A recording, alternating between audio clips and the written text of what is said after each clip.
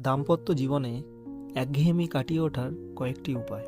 প্রথমত, প্রতিদিন একই অভ্যাসের কারণে সম্পর্কে চলে আসে একঘেয়েমি। তাই দৈনন্দিন জীবনে ব্যস্ত থাকলেও একে অপরকে সময় দিন। দ্বিতীয়ত, আপনার মনে যতই ভালোবাসা থাকুক না কেন, অবশ্যই আপনি তাকে জানাবেন, কারণ কেউ কারো মনের কথা জানতে পারে না।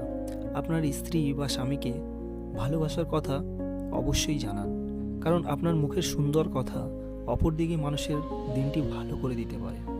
তৃতীয়ত, আপনি ভালো থাকতে চাইলে ছোট ছোট বিষয়ে খুশি থাকুন, এতে আপনি খুব ভালো থাকবেন।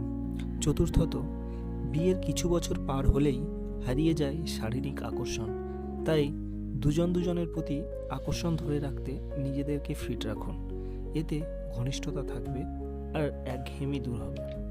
চতুর্থত, সংসারে থাকলে কিছু কিছু সময় ঝগড়া হবেই, তাই সেগুলো এড়িয়ে চলুন, এতে দাম্পত্য জীবন সুখের হবে।